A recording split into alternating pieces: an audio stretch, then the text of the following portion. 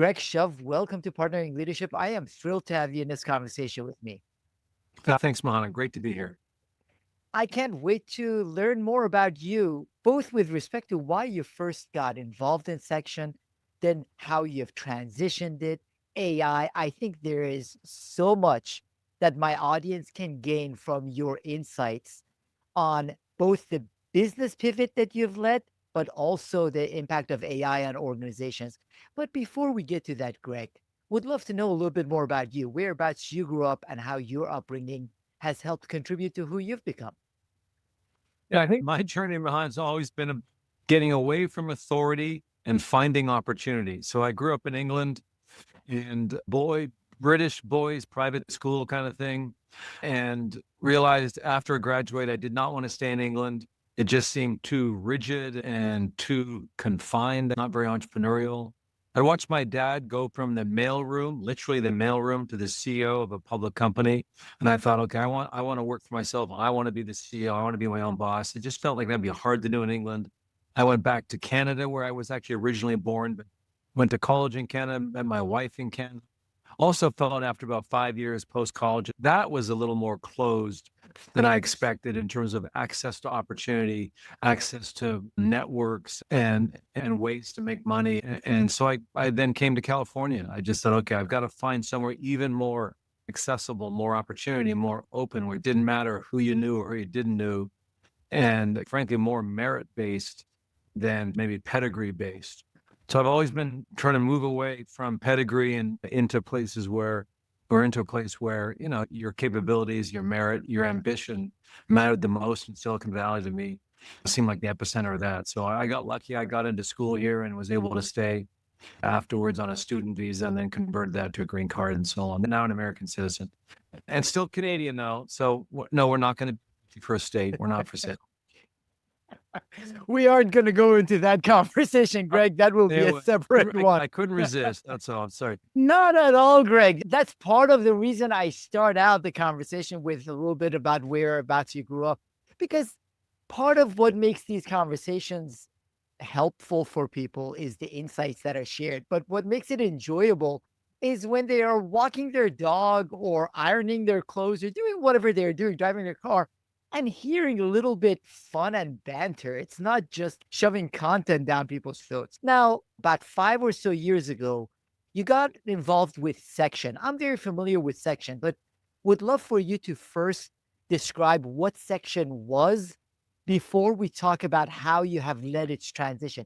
Section was originally actually a media company. So Section was founded by a guy named Scott Galloway. You might have heard of him. Some of your listeners have probably heard of him, co-host of Pivot, his own podcast, Prop G, and so on. So Scott had founded Section actually as a business media company and had raised capital and got started, but he really wasn't seeing a path forward, frankly. And I've known Scott for 30 years, and I was visiting New York. He said, listen, if you're in New York, come by the office, meet the team, help me figure out what to do here, because we've got something.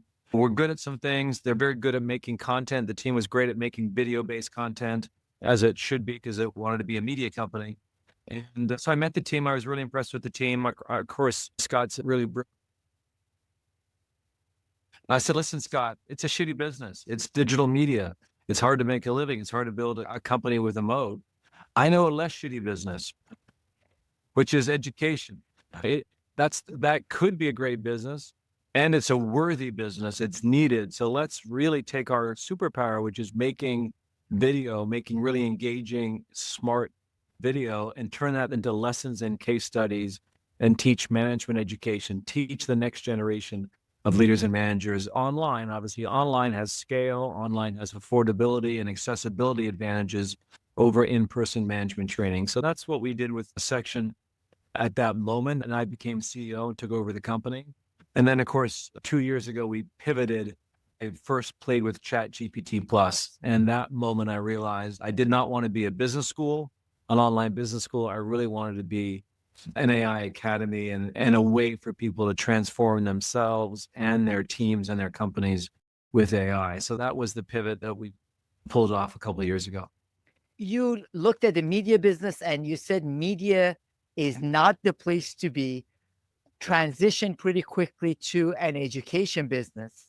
And I couldn't agree with you more. You saw ChatGPT and you said, whoa, education or that type of education is not the place to be. So pivoted again. I'm wondering, first of all, how did the team take it? How were you able to lead this organization to the pivot? Because we might know that we need to pivot, but getting an organization to buy into it and actually do it is a different story. Yeah, Mahan, it's very hard to get organizations to pivot no matter what the size. And Section is small and was small back then, probably no more than 25 people. And by the way, I've pivoted so many of my startups. I could write a book about pivoting. My first advice is don't do it. My second advice is if you have to do it, you've got to do it in a way that you can't go back. The number one lesson about pivoting is you and the team need to know there's no going back. You've got to burn that bridge once you've crossed it. You can't go back to the other side. So that it's not easy. And frankly, my team was skeptical, as any team would be. Like, is this the CEO's over caffeinated brain fart from the night before? Is it something that came to him as a dream or something, a fevered dream? Well, that's what happens a lot of the time, right? CEOs wake up and they want to pivot. And how well informed is it? How thoughtful is it? Is it really feasible? Where are we going with the pivot? Is it going to be a more valuable place? How bad is it where we are? And when it's really bad, teams will pivot faster. If you're okay, and we were okay at Section, our business wasn't falling apart. It wasn't growing at the rate I wanted it to grow. That wasn't creating as much new enterprise value as I wanted. So I'd say the team was somewhat reluctant because what they felt was that we had something that was working. Would this really work that much better? And what I had to explain to them and remind them was and remind myself, frankly, the only time I've really made money in Silicon Valley, really created outsized return for myself or investors is when you catch a wave. Waves are amazing. And whatever analogy you want to use, whatever growth analogy, I use the wave analogy, California, think about waves, think about surfing, but you can execute in a mediocre way and do well in a wave in terms of a growth. If there's no growth, your industry is mature, if your category is mature, you have to execute flawlessly. You have to be like best in class to find growth if there's no growth around you. When there's growth around you, yeah, get in the wave. You don't have to be the best surfer.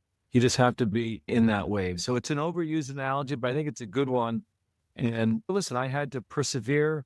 I had to keep slacking and texting and emailing. Hey, read this, watch this, check this out. Look what I did with ChatGPT. I had to basically be that relentless CEO saying, no, we can see a better place here. We can go in this direction. And it took a while. I frankly probably didn't do some things I should have done. CEO, I'm impatient. I expect people to follow my lead, especially in a small organization. But so people were concerned about their jobs. People were concerned around where are we going? What is the business model? Is this going to be big or is it like crypto? And is this like the metaverse? We all thought those were going to be big and nothing much has happened yet. I just felt it was so clear to me, so fundamental that it would change work. It wasn't just a technology. It was a change in how knowledge workers work. And I just realized for me, I'd be using AI for the rest of my life in terms of it'd be a cognitive edge, right? A cognitive support. So if I wanted it, I assumed others would as well. It is incredible, Greg, what you just mentioned. I have a client that has about 15, 16 employees, and he is frustrated at the fact that his team isn't really embracing using it. He gives example after example of him using it, asks them, begs, pleads. And I have clients that have a little over 1,000 employees, same challenges where you have one or two people that have seen the future and are convinced that this is going to transform knowledge work. But everyone else seems to be dragging their feet. So I would love to know too, why do you think people are dragging their feet? And what would be your advice or your thoughts to the CEOs of whether the 17-person firm or the 1,000-person firm? How do you actually get people to believe in this transformation and embrace the technology? Yeah, it's a great question. Listen, I think there's two primary reasons people are dragging their feet. The first is they're anxious. All of the narrative about AI we get from media, And all media wants to do is freak us out, because that's how they get more clicks, right? So all the stories about AI and media are this super intelligence that will take over and put us out of work. And so I think that's the reality. We are. And I think it's fair to be anxious. We don't know how this will change how we work. It will take jobs. It will create jobs.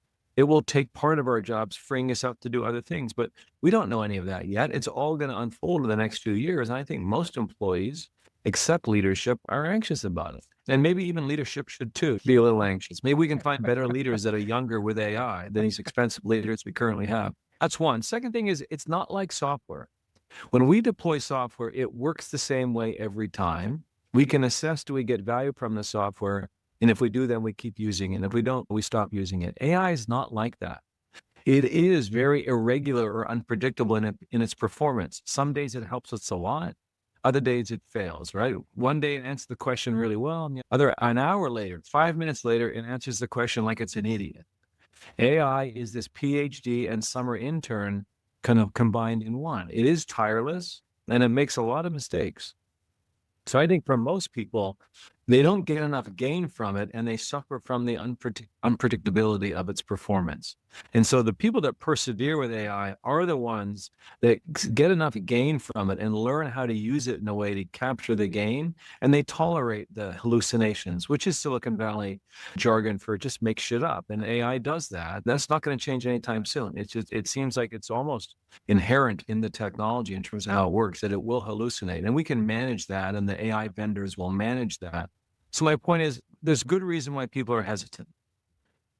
I think that you can take two or three different approaches. There's a lot of sort of heat in the system, in the AI system this past couple of weeks, because Toby Lutke, who's the CEO of Shopify, he probably leaked, his PR team probably leaked his memo. He's got 8,000 employees. And if you read his memo, which I have done several times, it's clear what happened. He's using AI all the time. He's getting a lot of value from it, and he was getting frustrated. And he's talk about an AI first business. Software companies, if they don't transform themselves with AI, they're going to be in trouble. That is a business with the highest amount of human capital input, along with consulting businesses. And any business with human capital input is going to suffer from deflationary or price pressure in the coming years. Software is going to become cheaper. Consulting services will become cheaper. So Toby's the CEO of a big, very successful software company, and he's like your clients. He was frustrated. Why are not more people adopting and using AI across the organization, in engineering, in marketing, in sales, and in finance? So he mandated it. He basically said, his memo included things like, it's going to be in every performance review. So if you run a large team, you're a client with 1,000 employees, you have only so many leverage points, with points of influence with your workforce. For performance reviews are annual typically, and that's a point of influence. And so at Shopify, it's now in the annual performance review. One of the other things he did was said, if you don't ask for more human headcount, unless you can prove AI can't do the job. So again, that's just a very clear sort of policy or stake in the ground around, you can't come ask for headcount unless you can show me that AI can't do it. So that's a mix of carrot and stick, maybe. And I'd say that's probably the best approach.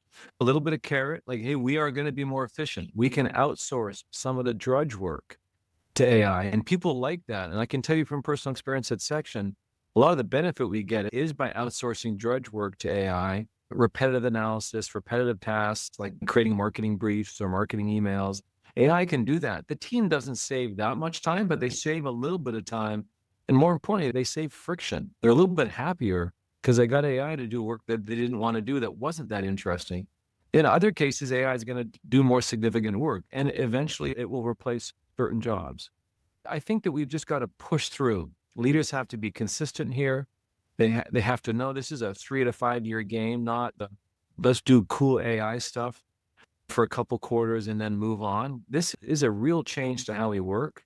There is resistance. We got to push through, use a little bit of carrot, use a little bit of stick, and use it yourself. I've got no tolerance anymore for leaders who run around, talk a big game about AI and don't even use it themselves. So you've got to model the behavior that you want your teams to adopt. And you have to lead with some authenticity here. And that means you've got to be using AI yourself as a thought partner. I think a lot of leaders think, oh, AI is good for the people who are doing the drudge work. But I think big thoughts, and I set strategy, and I don't need AI. I think if big thoughts and set strategy and make medium to high stakes decisions, you should be using AI every day. I think it's irresponsible for any leader who's making any decision that's of significance not to be consulting with AI first. We consult with coaches and mentors and thought partners and board members, people like you advising others. Also add in AI to that mix. Couldn't agree with you more, Greg. It's incredible how few organizations I see consistently use AI at the leadership team level, including AI in the conversations or at the board level. One of the things I loved and I would love for you to talk a little more about was your use of AI at the board level. So when you do that, it sets an example. You mentioned a few things I want to highlight before then getting your thoughts on using it at the board level and at the senior team level. You said there is anxiety, and there is definitely anxiety that needs to be addressed.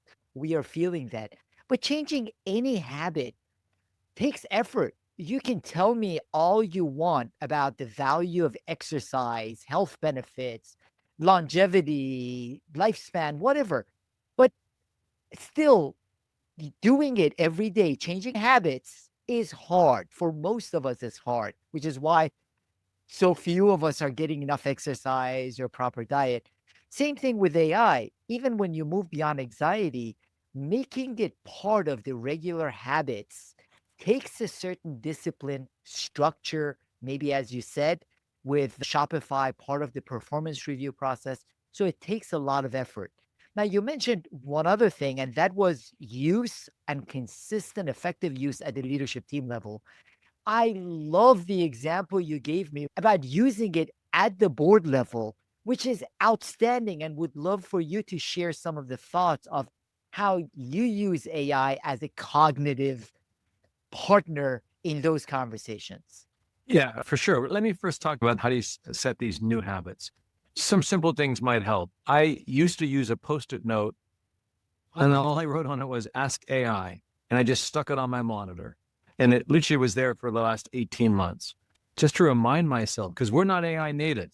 Likely most of your audience are not AI native. We grew up in a different world, right? We grew up in a browser and Google and getting search results and using traditional software, right? Put an input, get an output back. Again, AI doesn't really work that way. So I just used a Post-it note. Second thing, if you're a leader, every time someone comes to you and asks for anything or wants to talk to you about something, a hire or a project or a request for money or whatever it might be, you need to ask as a leader, what does AI think? And just pause. Don't pause. Don't talk.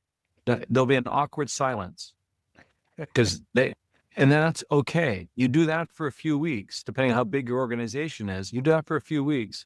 Everybody will get the memo that you think they should be asking AI. Here's what I did this year, though. In January, I bought a third monitor. So here at my desktop where I'm talking to you from, I have a third monitor. It's on a vertical horizon. It's got one browser open with 3 tabs, my 3 AIs, Perplexity, ChatGPT, and Claude. So it's in my line of sight. It's not directly, it's just off to the side, but I can always see it.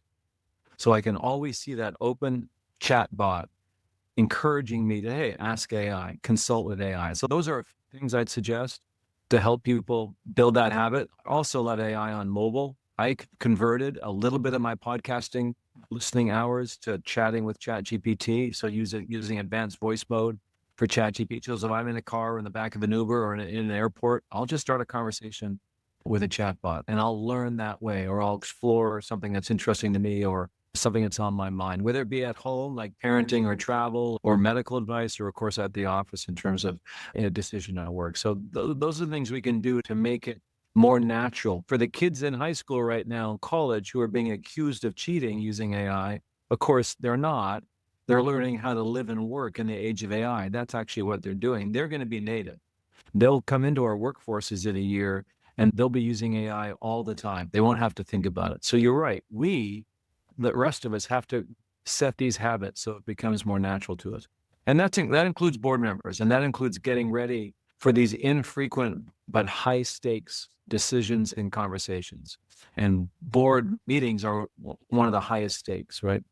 In my case, 4 times a year, 2-hour meeting, you're reviewing the previous quarter and of course, looking forward to the next quarter. We send typically a 30 to 60 page slide deck to the board, to the humans, Yeah, a couple, 3 days before the board meeting. It's never, I never actually, honestly, I'm lying. I never get 3 days before. And it's always maybe 36 hours to be running.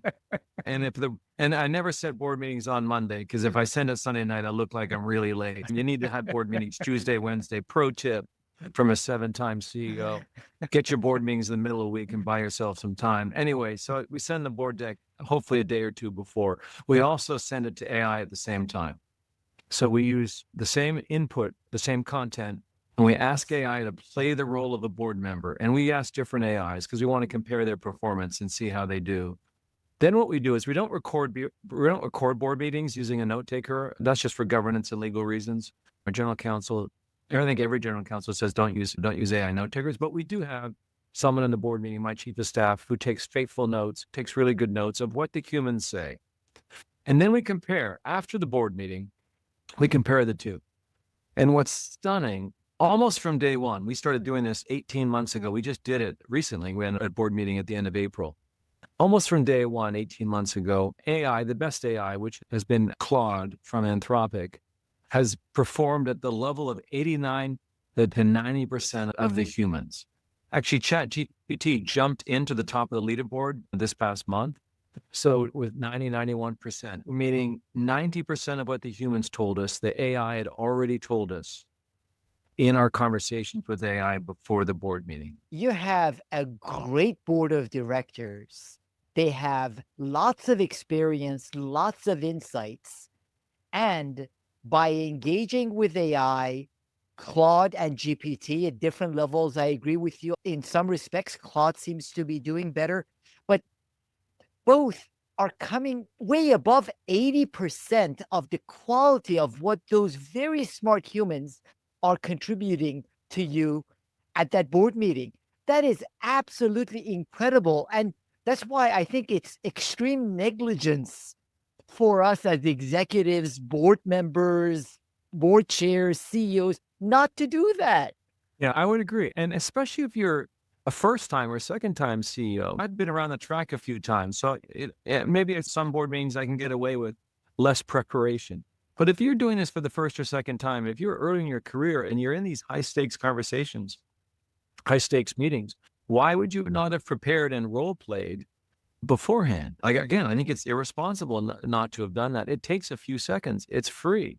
It's virtually free. And if you know how to prompt, which is not rocket science, you can really push the AI to play these different personas. So we asked the AI, play an aggressive board member, play a venture capitalist who'd rather not be in this board meeting. He'd rather be golfing. What would he be saying or she be saying, right? You can really have fun with this as well and get your AI to push you. By the way, I do the same with the board. When I send the board deck before the board meeting, I give them the prompts they should use to prepare for the meeting with their AI, to challenge me.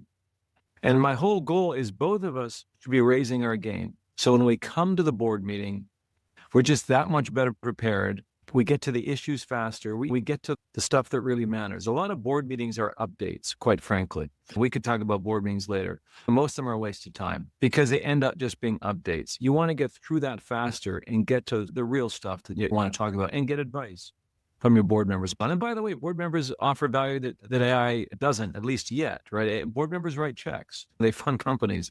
Board members have networks and connections that you can leverage. Board members can recommend someone to hire, things like that. So I want more of that from my human board.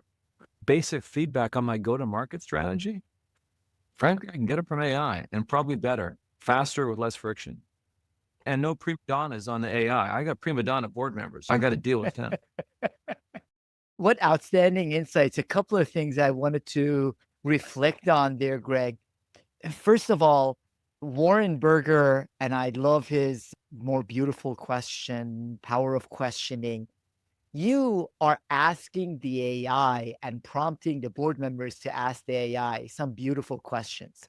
Part of the challenge I've seen with some CEOs and executives is that they ask pretty simplistic questions to the AI, and then they're disappointed in the responses that they get. So it's not the art of prompting. You're not copy and pasting some weird prompt that a social media promoter is talking about, but you are reflecting on deeper level questions that will get deeper level responses. So I love that. And that is an outstanding point right there.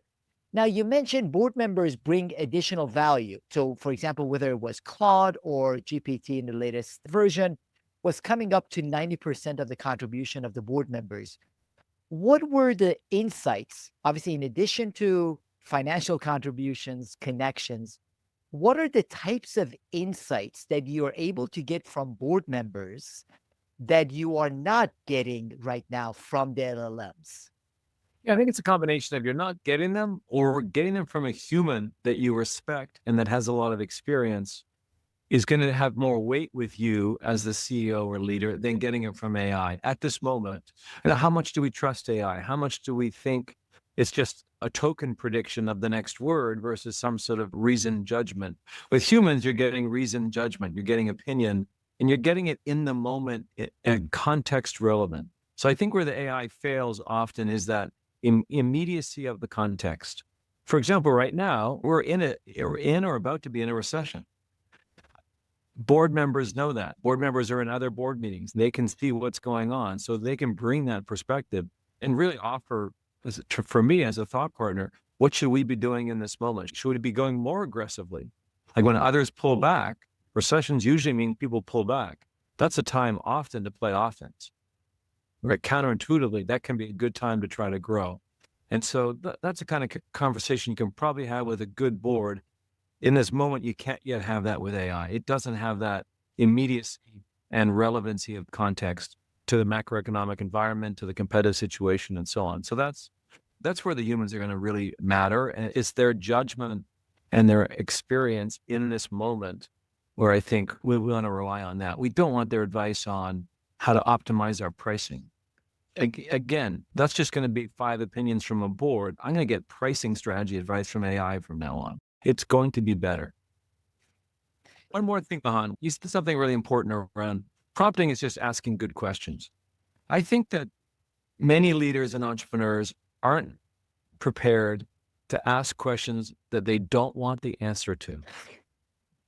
The advice I give every entrepreneur, with or without AI, really good entrepreneurs, great entrepreneurs learn that the questions that make them uncomfortable, the questions that they don't want to hear the answer to, the questions where they're not sure what the answer is going to be, those are the questions to ask. I think really in life, not just in work, I think in life, those questions, Mahan, have the greatest opportunity for development. They have the greatest opportunity for learning, insight, moving forward. Ask AI those questions. The questions you don't want to hear the answer to. Ask AI about unintended consequences. Ask AI what could go right, but also ask AI what could go wrong. One of the interesting things I find, Greg, as I spend a ton of time more with GPT than Claude, but I also love Claude for certain things, is that if I had asked that same question to a human, I might have not been offended, but emotionally, it's a little bit different if a human gives me that same feedback. But I don't get offended. Whatever ChatGPT says, I don't get offended. Now, if I don't push it, whether GPT or Claude, the latest iteration of GPT was horrible at this. It always continually tells me how brilliant I am. And when I disagree with it, it says, oh, what a brilliant disagreement with what I just said. So we go back and forth. So it does require a deeper level of thinking and questioning, but I am much more receptive. When I ask better questions, I am much more receptive to what I read or hear when I use the chat interface from ChatGPT or Claude than if another human being was giving me that feedback. I don't know what it is about it, but at least I find myself more I think it's what you said. It's a really powerful insight. We're not invested. We want the answer, but with AI, we're not invested in that relationship. And we're not invested in what that person thinks of me, and it could be a spouse, a partner, a board member, a co-founder. It's hard to disagree with those people. It's hard to hear it sometimes what they need to say. But you're right. I think it is easier to hear that at times from AI. It's easy to dismiss it too with AI, and that it's not coming from someone maybe you respect, so to speak. So there's that balance. We're going to learn how to interact with our AIs in the coming years. We're going to learn as AI gets memory. Think of a year or two from now, AI will know the questions we're not asking. AI will know we don't ask tough questions. And AI will prompt us to ask those tough questions because AI will have a memory of us because it will be working with us now for a couple, 3 years and be able to really adjust its style to what we need. So I just think we're just beginning here and scratching the surface of the capabilities of these systems. This idea that we're even having to ask questions. Google has in prototype available to developers this idea of screen share for Gemini 2.5 Pro, where you just basically turn on screen sharing with Gemini, and then you can have a conversation with the AI about what you're working on because it sees what you're working on. It's clunky. It's not available to consumers yet, really. But when you play with it a bit, as I have, you really begin to see where this is going. Expanded memory, working alongside you, watching what you do, interrupting you potentially and saying, hey, you're off track here. You should do this instead. These are going to be very powerful systems. And so I think we're going to want them in our lives, and we'll learn how to manage them and maintain our humanness. I hope we learn how to do that in the coming years. It will be hard to both keep our humanness and take advantage of the opportunities if we are not playing around with it and spending significant amount of effort, time, mental energy as you are doing. Now, one of the things I want to circle back to is you have been transitioning section. But as I think about whether it's the Coursera's of the world or Udemy's of the world or almost any training organization, I think that entire learning space is going to transition drastically. And we as executives and individuals need to start focusing on learning differently. So would love to know your thoughts on that and therefore how you're positioning section to take advantage of that wave. Sure. I think learning goes away, basically, and becomes coaching. I think this is the idea of sitting down and watching videos, watching lectures online or asynchronously. Sure, some of us will keep doing that. But when you think about it, it's a really broken product. It's a broken product because you have sort of one size fits all training. The promise of AI is that it's immediately personalized to who you are, the job you're in, the company you work in, the country you live in and work in. It's amazing. It's the first time you experience real AI-based or AI-powered learning, where the AI is driving and creating the learning experience real time.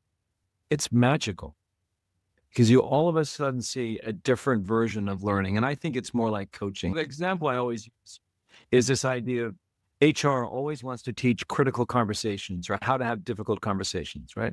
And then everybody's got courses in their LMS, their company learning system, or LinkedIn Learning, or Udemy, as you said, called How Difficult Conversation. What a dumb way in today's world to learn how to have a difficult conversation. Watch a 30-minute video? Give me a break. It's a joke. What you're going to do is have a role play with your AI. You can do it today. It doesn't cost anything. You tell AI to play the role of the person that you're going to have the difficult conversation with. You play the role that you're in. You're the manager, leader, whatever it is. Have the conversation. Have it several times. Have AI help you guide that conversation. Switch the roles. You play the employee, let's say if it's a boss-employee relationship, have the AI play the boss role and see what it feels like to be on the other side of the conversation and actually develop some empathy. So this is how we're going to learn. We're not going to learn. We're going to be coached by our AIs in the moment based on what we need. And at some point, and this is, I don't think that far away, it might sound fantastical, but we're starting to see this happening. AI will know it's on our calendar. So AI is going to alert us 5 days before saying, I see you have a performance review with this person in 5 days on your calendar. Do you need to get ready for that? And do you want me to help you prepare? That's absolutely how I want my AIs working for me. So when I show up for that difficult conversation, I'm going to be the best I can be, the best human I can be.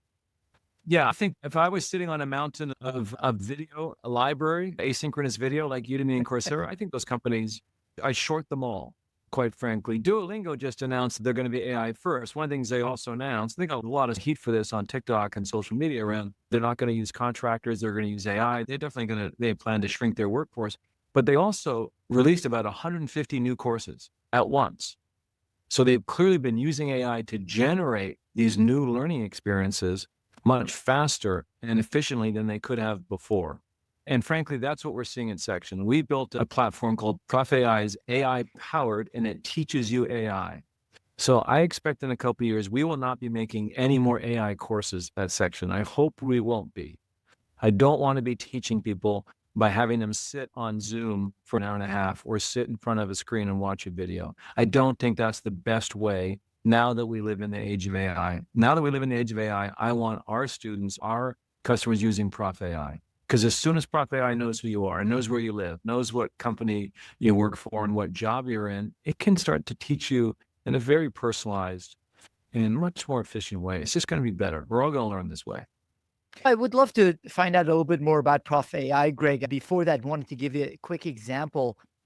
I've been playing around with Notebook LM quite a bit. And one of the things I work with a lot of my CEOs on is storytelling. And I've had a bunch of great guests on the podcast on storytelling. Paul Smith, lead with a story, 10 stories great leaders tell, Tamsin Webster, lots of them. So what I did is I entered all of the storytelling episodes into Notebook LM, where the two hosts have the conversation. But the most important part is not that. The most important part is I can interrupt, as I'm sure you've seen.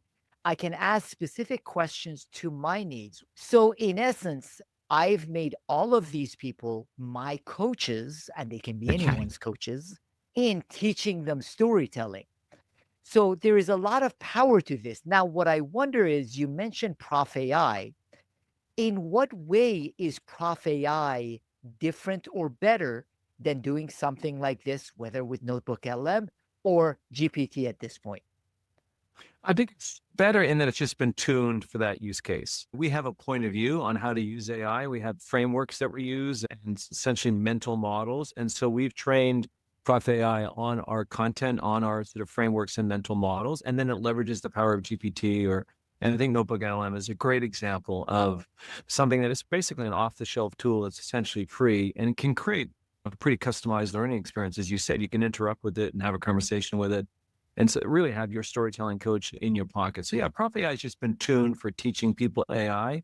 We also built it so companies could customize it. So if you think about AI training inside of organizations, every organization has different AI policies and different points of view around where AI is to be used. What is brand safe AI? So we wanted an enterprise grade solution where our customers could deploy Prof AI in a somewhat customized way for them, which you can get something similar from GPT in terms of doing it yourself. But if you want to establish kind of a standard and a set of policies around AI inside of an organization, you're going to need something that's a little more tailored to your needs. But listen, a lot of this can be done, we call natively on on GPT directly or Claude directly. But I do think there's this need for people call them AI wrappers or AI applications that are tuned to the use case. I use something called Mindtrip for my travel. I can do some of what Mindtrip does on ChatGPT directly in terms of travel planning, but Mindtrip's done a great job of offering kind of a travel UI and a mapping capability and so on. So I do think we'll see these amazing applications built on top of these models. And in fact, I would argue that ChatGPT is in fact the first AI application. It's not the model, obviously. The model is, or many models are underneath it, but it'll be the first billion user AI application sometime this summer. When you think about that, it's just pretty staggering that there are around 700 to 800 million users already. That is the free version, but still, consumers and small business love AI. That's what that billion number tells me, that the world loves AI. It's still slow in terms of getting into our companies, but I think like a lot of software revolutions, they start with consumers, they start with small business, and then they eventually come into larger organizations. And I see it leveling the field in so many respects. So, would love to know your thoughts, Greg, with respect to the impact of this on knowledge work. You posted about on LinkedIn as well. I love your perspective on it. I absolutely dislike the meme that went around and was popular for a while. You won't lose your job to AI. You will lose your job to someone who uses AI. Absolutely. We will all use AI, but some people will lose their jobs to AI. So would love to know your thoughts on the impact of this on knowledge work and organizations built and based on knowledge work. Yeah, there are so many impacts. I'll try to go fast and just touch on a few. One of the things we've learned with AI, quite frankly, is a lot of knowledge work is repetitive, output based work. We're creating artifacts of work, slide decks, memos, financial analysis that's represented in some sort of Google sheet or Excel spreadsheet, or we're moving data or pushing data around and reformatting it and representing it, quite frankly, outputs. And I really think that one impact of AI is it is devaluing outputs dramatically, because AI can start to create those outputs itself with some human intervention and direction, and presumably soon without, in terms of some agents that will hopefully work. That means outcomes will matter that much more. I think the knowledge workforce, those who stay in it and perform well in it, will really align their work to outcomes, business outcomes of some sort, whether it be marketing, sales, and so on. So I just think this idea of highlighting, it will shine a bright light on lower value outputs. And if you're in a job where you do a lot of relatively lower value outputs, they might seem high value to you, but are they really high value? I think that's going to be, frankly, a real challenge. I think another significant impact, because of what you just said, is the deflationary impact on knowledge work. It will be less valuable. So anybody who makes a living making a product or service where the primary cost of goods, the primary input is human capital, I think will face significant deflationary pressure over the next decade. And this is really something I encourage your audience to reflect on in the coming year. I don't think it's happening overnight. I think, in fact, for software companies and consulting businesses, that for many who sell time, AI will help in the short term, make us more productive, allow us to handle more clients, allow us to create more outputs and charge for them. So I think in the short term, I think consulting businesses, as an example, will benefit from AI. I think in the medium long term, it's a very different outcome, a very different scenario. I think it's going to be deflationary. I think that lawyers are appropriately freaked out about what is currently a time and materials model moving to an outcome-based model, which is something that's really, you're charging for the completed work or even the client outcome in some respects. So I think that is deflationary.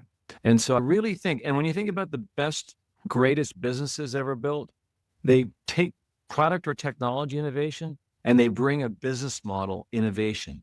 It's not obvious right away.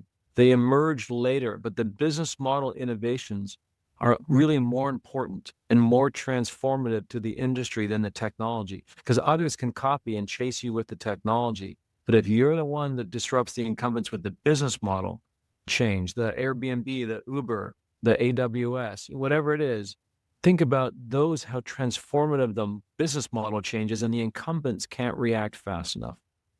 So I do want us all, especially if we're in businesses that have high human capital inputs, to contemplate this. And what would two guys or a guy and a gal, an AI agent and a dog, what if they started in your industry, if they were a competitor to you tomorrow or next year, how would you react?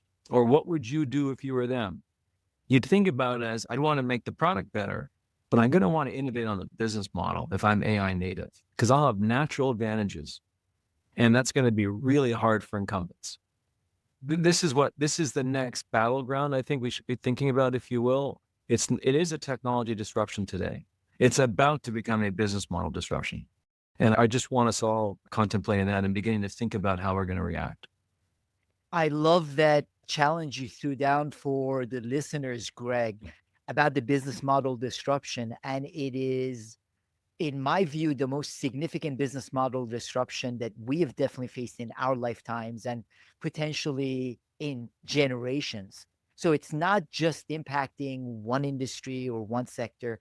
The potential for business model disruption in this case is across the board.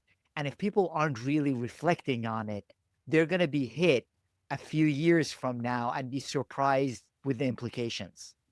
Yeah, I want to give you a real life example too. And also, I think it's a good insight into entrepreneurship. So we launched Prof AI, obviously, as essentially a successor to our current AI Academy, which is a course and workshop-based academy, a lot like Udemy or Coursera and so on. And we are essentially replacing our current product line with a new product line. But here's the reality about the new product line, Prof AI. My cost to train someone on Prof AI, which is my AI cost, once I built the application, my real cost per user, my per user cost is my AI cost, right? Also known as my inference cost. So for someone to be trained using Prof AI, it takes about an hour of conversations with Prof AI to take someone who is not proficient and turn them into essentially an advanced AI user. So that's fantastic. Very time efficient. Hopefully it's a fun and engaging experience for the student, for the employee. My cost is $1. My inference cost is $1. So by the way, we charge $750 a year for unlimited access to the AI Academy. So my current product, and we discount that for sure. So the net selling price to individuals, to consumers, probably closer to $500-600, right, annually for unlimited access to this amazing AI Academy. It's great, and which includes live workshops, includes office hours. It has other things that Prof AI does not, but still the core of that is access to an AI curriculum. Prof AI can deliver a lot of that value in terms of the curriculum in a different way. And my cost, inference cost, is $1. So if I was an AI native company, I'm an incumbent becoming an AI native company. If I was an AI native company, if I was an entrepreneur today launching Prop AI, I would not charge it $750 a year for that. I'd charge 10 or 20 and have great margins. And that would be highly disruptive, which is what I'm going to do to myself and everybody else. So Coursera and so on, watch out, because AI learning experiences are not going to cost $49 a month or $20 a month, which are the current pricing models of these learning platforms. That's not going to work. That business model is about to be blown up. Good for you, Greg. What you just mentioned, I wanted to underline how courageous that is and how hard it is. When you look at a lot of organizations that have been disrupted in different industries over the years as a result of technology, more will be as a result of AI. It's not that they didn't know they were going to lose their margins and the potential that they had. It's that it is very painful to do it to yourself. You're hoping that no one else does it and hold on as long as you can.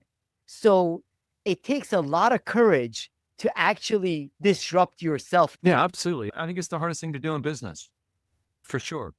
If you've got something to protect and it's generating cash flow, paying the bills and employing people and paying your own bills, if you own the business, it's so hard. But at some point, you will not have a choice. So there's a judgment there. When is that point? When is this disruption coming? How quickly is it coming? Where? And so on. I don't think there's one right answer here in terms of you have to disrupt yourself tomorrow. Maybe you can wait 2 or 3 years. But it feels like to me, again, with human capital intensive businesses, some of these disruptions are going to happen quite quickly. And we're beginning to see that, right? Meaning we're beginning to see examples. Chegg is one of those online learning companies. Essentially, it's for sale. It's close to bankruptcy, I think, at this point. I think Udemy or Coursera. I think Udemy's for sale with a new CEO. I think basically the investors are like, okay, we're done here. We need to find a home for this company. And that was a fast growing, went public and really viable business a few years ago. And now it's not. So it'll come over time, I think, to many sectors. I think consulting is one to me that feels like who's going to build the McKinsey of AI or the AI-enabled consulting firms. You won't need to pay $500,000 to talk to a McKinsey partner, not in the future. As organizations do that, there is one other aspect of it, Greg, I would love to get your thoughts on, in that when I'm interacting with AI and using it in coaching the CEOs or leadership teams, the questions that I ask come from a depth of experience. And I say that with all modesty, but understanding that someone right out of school, even right out of business school, will not be able to ask the kind of questions that I ask, therefore get the answers that I get. And what I have seen is that AI enables fewer individuals to do a lot more and be very effective, including with the law firms that you were giving the example of. You still will need very smart attorneys, experienced, But those attorneys can get a heck of a lot more work done, a lot more efficiently with their AI agents supporting them, which is outstanding for those folks on the mountaintop. What happens to everyone else? How do people gain the experience and the insight to be able to then have their AI agents do the work for them? It's a great question. And the honest answer is I don't know. I think about this a lot. I've got young kids, meaning they're early in their careers in the knowledge workforce. I've got one who just went to work at LinkedIn in one of those typical starter jobs, inside sales. You can see those jobs going away relatively quickly. And those are the jobs we use: paralegals, inside sales, drafting press releases on the corporate communications team or the PR agency, buying media buyers. It used to be a very manual job, and it was a way to learn the business, learn advertising in terms of planning campaigns, right? Media campaigns. All those jobs feel like to me they're going away. I don't know how we onboard people into the knowledge economy, quite frankly. It's going to be something we need to figure out because we use college as a finishing school because we don't want to send people into the workforce at the age of 18. So we need to mature them, especially young men. So we use college in that way. And then we use these starter jobs also as another way to mature them and give them some basic business skills, communication skills, and so on. And presumably they're learning about an industry or a type of job, right, that they can then get better and better at. So again, I don't have the answer. How I think about it and what I tell my kids is be in the top half of your class in any team that you're on. In the next few years, you really don't have a choice. The top half, top quarter, sure, be as high as you can. Do not be in the bottom half of your team. I just think that's just the way we have to think about knowledge work going forward. Teams will be smaller. And what I say to this section, and I think most CEOs don't know what to say, so they say nothing, which is why anxiety is high. And I don't think it's, again, a good way to lead. I think we need leaders to talk about AI in a way that acknowledges the risk to jobs. Here's what I say to section, and here's what I encourage other leaders to say. In a year, some of our teams will be the same size and doing more work because they're AI enabled. Some of our teams will be smaller and doing the same or maybe even more work. Some of the teams will be bigger. If there is a team that if you add AI to the team is that much more productive, you want more of those people. Sales is a good example. I always want more revenue. And if AI makes my sales team that much more productive, I'm not going to lay off salespeople. I'm going to add salespeople. So I think the honest sort of answer is, guys, we don't know. I think most teams will be a little bit smaller. Some will be the same size and some will be bigger. And frankly, we have to approach this as an experiment in terms of see how this unfolds. And as a minimum, be upskilling everybody on AI. So if there isn't a role for them in your team in a year or your company, they are AI enabled. And so they can get out there and apply their skills and their capabilities somewhere else. I just think that's the moment we're in right now. I wish there was a better answer. It's the same for schools. I talk to teachers and professors and school administrators every month, and they ask me something similar, which is how will kids learn to think and how will kids learn in the future? And my answer is, I don't know. But putting your head in the sand and pretending that we're not going to deal with AI in the classroom or in the school makes no sense to me. I think you should approach this as an experiment between you, the school, the administration, the teachers, the parents, and the kids, and go in it to that experiment, eyes wide open. Talk about it openly with parents and students. Otherwise, you have what you have now, which is kids are cheating and they're getting expelled or getting sanctioned and things like this. It makes no sense. We have to acknowledge there is no playbook yet, but that should not slow us down. Beijing has mandated 8 hours of training for kids in the Beijing school district starting at age 6. So we don't know how that's going to work, but it seems to me a better choice than not doing anything. Yeah, and it requires what you have said and what you have done, Greg. The willingness to be humble enough to say, I don't know. However, along with that, the willingness to learn and experiment along the way. No one has the clarity to know whether it is with schooling or knowledge work where things will be 5 years from now. But we do know that AI will play a significant role in it. Therefore, we might as well learn, experiment, and be open to it rather than try to close up whether the schooling or I know of organizations where they say you cannot use AI and people are using it on their personal digital devices. So experimentation and that humility has to go along with the learning that you talk about. I think that's right. We just can't overinvest in these predictions. Think about some of the early predictions on AI. For example, autonomous driving a couple of years ago looked like it was dead, right? Cruise had failed and GM was closing it down. And now I go to San Francisco and there are Waymos everywhere. There are cars with no drivers all over the city. And I think I saw recently they've taken 16%. Waymo's taken 16% market share from Uber and Lyft in just the past year. The other prediction that everybody read about a couple of 3 or 4 years ago was there'll be no radiologists anymore. All X-rays would be read by AI. That hasn't happened. So I think it just shows we can't predict this stuff. It's going to unfold in ways that we can't imagine, with a lot of good consequences and a bunch of unintended and not so good consequences. And we just have to step up and do our best to work through it. I think you're right. There's a level of courage. There's a level of resilience. There's a level of pragmatism. Let's not oversell it. Let's not overhype. Let's put it to work and see where it really does add value and be ready.